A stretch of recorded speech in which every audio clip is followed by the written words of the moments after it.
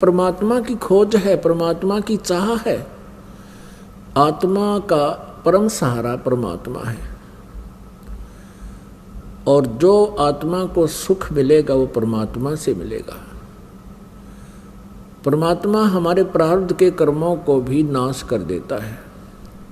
परमात्मा के गुणों में ये भी है कि परमात्मा परमेश्वर पूर्ण ब्रह्म हमें साप से भी मुक्त कर सकता है, श्राप से। जैसे हमें इन 3 तापों से भी परमात्मा मुक्त कर सकता है।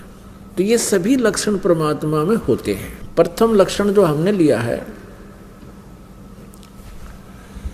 कि भगवान श्री कृष्ण ने मोरध्वज के पुत्र ताम्रध्वज को आरे से, एक आरी से 2 फाड़ करवा के उसके माता पिता से, क्योंकि पहले साधु संतों के विचारों आदेश का बहुत पालन करते थे, श्रद्धालु व्यक्ति होते थे और वो समझते थे कि ना जाने किस वेश में भगवान ही आ गया हो, इसलिए संत के आज्ञा का वो पालन करते थे। उस समय संत लोग जो है बड़े सिद्धि युक्त होते थे। सिद्धि क्या होती है कि ईश्वरीय भक्ति से, परमेश्वर की भक्ति से उन्होंने कुछ संग्रह कर ली होती है। पावर परमात्मा की ही पावर को संग्रह कर लेते हैं। जैसे इन्वर्टर होते हैं, इन्वर्टर चार्ज कर दिए जाते हैं तो वो उनकी बैटरी चार्ज हो जाती है, कुछ समय के लिए बहुत कार्य काम चलाऊ कर देते हैं। तो वो पावर है कहाँ से ग्रहण की उसने? थर्मल प्लांट से। तो एक इन्वर्टर थर्मल प्लांट जितना कार्य नहीं कर सकता, इतनी क्षमता उसकी नहीं हो सकती। तो जितने भी ऋषि महर्षि जिनमें सिद्धियां थी, जिन्होंने 7 समंदरों को पी लिया फिर वापस छोड़ दिया, जिन्होंने पहाड़ उठा लिए आकाश में उड़ गए, ये इन्वर्टर थे। और जैसे श्री कृष्ण जी ने ताम्रध्वज को जीवित कर दिया, सुदामा जी का महल बना दिया, ये श्री कृष्ण तक भी इन्वर्टर थे, वो थर्मल प्लांट नहीं थे। अब ये एक बार ये बात जो दास ने कही है तो ये बड़ी खटकेगी उस व्यक्ति को जिसने आज तक ये तत्व ज्ञान नहीं सुना और लोक वेद से वो रंगा गया है। लोक वेद किसे कहते हैं? जो दंत कथा होती है, सुना सुनाया ज्ञान, अक्षेत्रीय ज्ञान, एक दूसरे से सुना हुआ ज्ञान, उसको लोक वेद कहते हैं।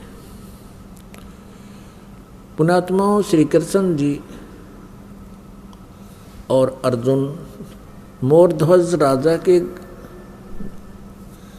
घर चले गए एक साधु रूप बना के। उस दिन मोरध्वज अपने पुत्र ताम्रध्वज को राज्य अभिषेक कर रहा था और साधु संतों के वहाँ आगमन को बहुत शुभ मानते हैं। ऐसे शुभ अवसर पर उनका आशीर्वाद प्राप्त करते हैं। उनका आशीर्वाद प्राप्त करने के लिए उनकी प्रत्येक आज्ञा का पालन करते हैं, उनकी सेवा शुश्रूषा करते हैं, जिससे वो प्रसन्न हो जाए। उनको प्रसन्न करने की हर संभव कोशिश की जाती। तो श्री कृष्ण जी ने एक माया से, अपनी सिद्धि से एक सिंह बना लिया, शेर बना लिया और दोनों पहुंच गए राजा मोरध्वज के बाग में। जब राजा को पता चला कि साधु संत आए हैं, उनको संदेशा भिजवाया कि आओ महाराज भोजन पाओ। लेकिन श्री कृष्ण जी ने कहा कि राजा स्वयं हमें आमंत्रित करने आएगा तो हम प्रवेश करेंगे उसके घर पर। राजा को पता चला, मोरध्वज तुरंत चल पड़ा नंगे पैरों और भगवान से अर्ज की, घर पे ले आए। घर पे विराजमान हो जाने के उपरांत आसन दिए और कहा भगवान भोजन पाओ।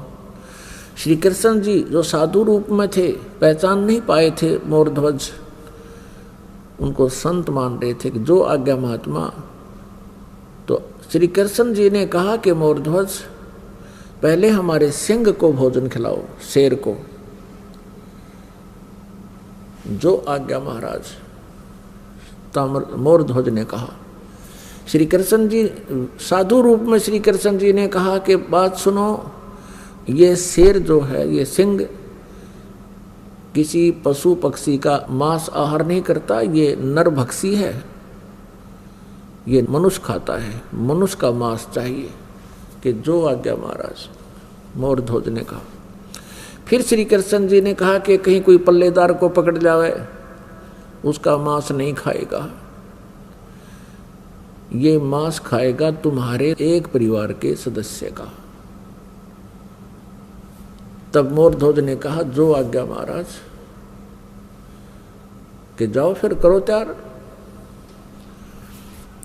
अब मोरध्वज ने ताम्रध्वज और रानी से कहा कि साधु महात्मा आए हैं, उनकी कंडीशन है कि पहले सिंह को भोजन कराना है और शेर मांस मनुष्य का खाएगा, और यहाँ तक भी उन्होंने कह दिया है कि ये मांस आपके घर के सदस्य का ही खाएगा। मोरध्वज जी ने कहा कि देखो पुत्र सियाना हो गया, युवा हो गया है, राज्य अभिषेक अभी इसको कर देते हैं, ये अपना राज्य संभालेगा, तुम माँ और पुत्र दोनों राज्य करना, और मेरा काम पूरा हो चुका है, और मैं साधुओं के सिंह का भोजन बन जाता हूँ।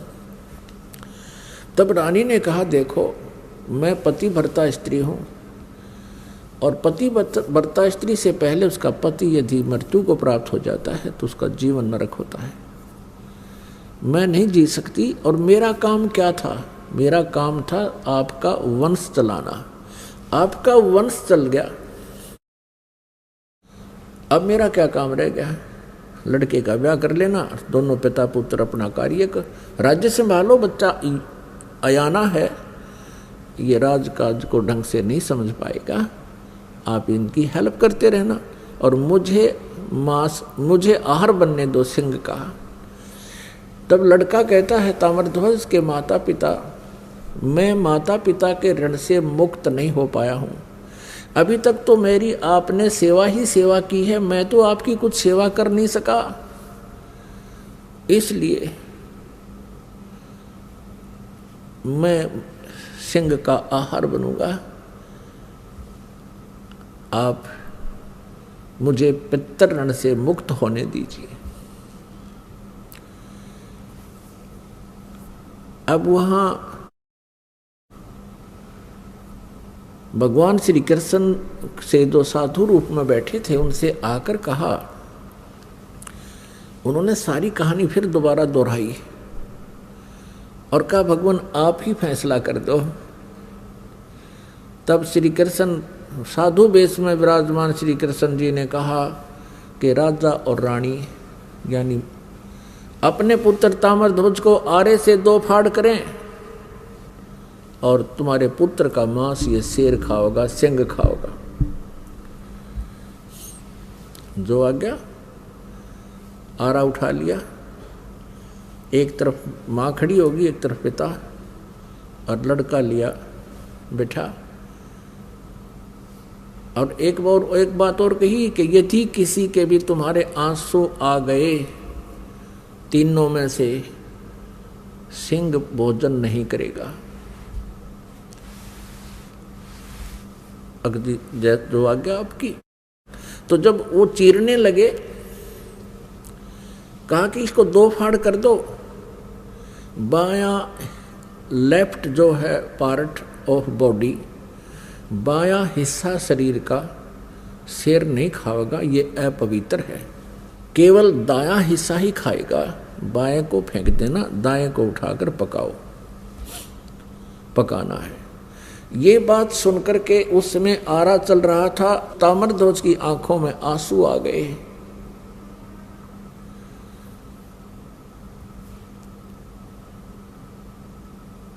तो श्री कृष्ण जी साधु वेश में थे, उठकर चल पड़े कि तुम तो रो पड़े भाई, तुम्हारा सही प्यार नहीं प्रभु में, तुम्हारा कच्चा प्रेम है, ये मांस नहीं खाएगा। तब तक ताम्रध्वज मर चुका था। अब मोरध्वज कहता है कि हे भगवान, बालक था,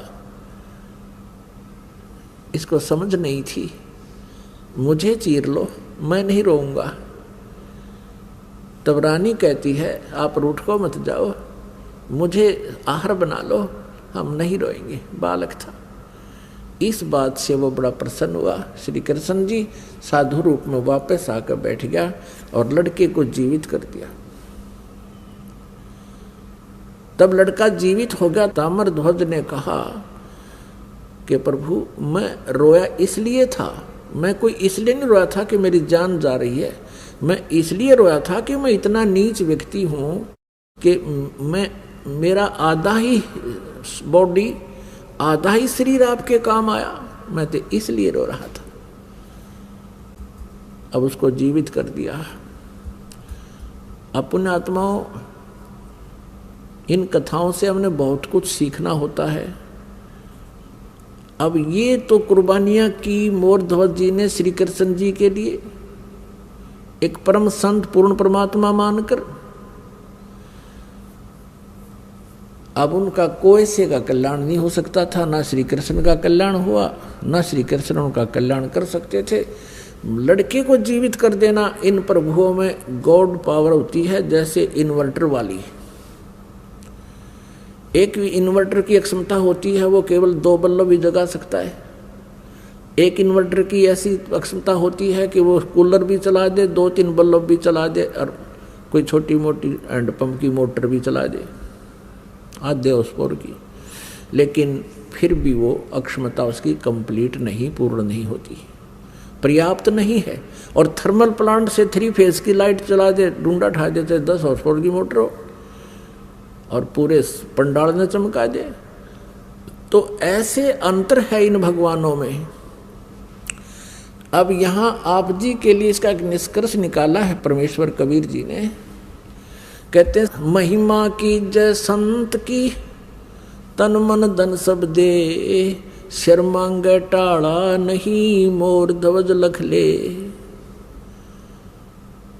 कि संत, जब परम संत तुम्हें मिल जावे उस समय, उस संत की इतनी आदर सत्कार और आज्ञा का पालन करना। यदि सिर भी मांगे, नाटना नहीं, सिर मांगे टाला नहीं, मोर ध्वज लख ले, मोर ध्वज को देख लो। पुण्यात्माओं, अब अकाल गिर गया साधु संतों का इस कलयुग के इस पीरियड में। ये नकली, पाखंडी और डोंगी, इनका सत्कार हो गया है और इन्हीं का बोलबाला हो रहा है। इन्होंने बैठा दिया भक्ति का और भाव खत्म कर दिया भक्तों का। अब पुण्यात्माओं, इस लक्षण से हमने श्री कृष्ण जी को परमेश्वर मान रखा था कि उन्होंने मोर ध्वज के पुत्र ताम्रध्वज को आरे से 2 फाड़ करवा के जीवित कर दिया। यही श्री कृष्ण जी अपने सगे भांजे अभिमन्यु को जीवित नहीं कर सके, जो महाभारत के युद्ध में चक्रव्यूह के अंदर मृत्यु को प्राप्त हो गया था। सुभद्रा रो रही थी, जो श्री कृष्ण जी की बहन थी, अर्जुन का ब्याही थी। सुभद्रा पुत्र था अभिमन्यु। 5 पांडव रो रहे थे, सुभद्रा रो रही थी, श्री कृष्ण रो रहा था और पांडवों का कुल नाश हो रहा था। श्री कृष्ण जीवित नहीं कर सके। वहां तो पंगा पा दिया, जाके खुद चरवा के जीवित कर दिया लड़का मोरध्वज का पुत्र, और वहां सुभद्रा पुत्र को श्री कृष्ण जीवित नहीं कर सके। तो परमेश्वर कबीर जी ने ये बताई है भिन्नता कि श्री कृष्ण जी उर्फ विष्णु जी, श्री कृष्ण जी विष्णु जी समझो, विष्णु जी के अवतार, उन्हीं की आत्मा यहाँ देवकी के गर्भ से उत्पन्न हुई थी। और ये केवल 4 भुजा के और 16 कला के भगवान हैं। इनके जो पिताजी हैं वो ब्रह्म है, शरपुरुष भी इसे कहते हैं। वो 1000 भुजा का भगवान है और उसकी 1000 ही कलाएं हैं। तो इस प्रकार इनकी हॉर्स पावर समझो, ये हॉर्स पावर है, ये 16 हॉर्स पावर के हैं। इनका पिता 1000 हॉर्स पावर का है और अक्षर पुरुष है वो 10,000 हॉर्स पावर का है। और ये परम अक्षर पुरुष, सत्य पुरुष, ये इसकी हॉर्स पावरों की कोई गिनती कोई ना, असंख्य, अनलिमिटेड। तो जो कार्य पूर्ण परमात्मा कर सकता है, ये अपूर्ण भगवान नहीं कर सकते। जो कंप्लीट गॉड जो काम कर सकता है, इनकम्प्लीट गॉड नहीं कर सकते। और यही पूरे सदग्रंथों में यही संदेश दिया है। श्रीमद् भगवत गीता जी में यही कहा है कि अर्जुन तू सर्वभाव से उस परमेश्वर की शरण में जा। गीता जी अध्याय नंबर 18 के श्लोक नंबर 62 में और 66 में, दोनों में ये प्रमाण है। लेकिन 66 वाले को तो इन्होंने घुमा रखा है, वर्तमाने आना कर रखा है, जबकि वर्तमाने जाना होता है। और उसी की कृपा से ही तू परम शांति को और सनातन परम धाम को प्राप्त होगा। अब यह प्रसंग है कि वो मोर ध्वज के पुत्र को तो जीवित कर दिया, अब सुभद्रा पुत्र को श्री कृष्ण जीवित क्यों नहीं कर सके? क्योंकि अभिमन्यु की आयु सीमा प्रारब्ध इतना ही था। अब अभिमन्यु का प्रारब्ध इतना ही था, उसकी आयु शेष नहीं थी। तो ये भगवान आयु नहीं बढ़ा सकते। हाँ, इस टूटे फूटे शरीर को ये जोड़ तोड़ कर सकते हैं और इस आत्मा को पुनः स्थापित इसमें कर सकते हैं। जैसे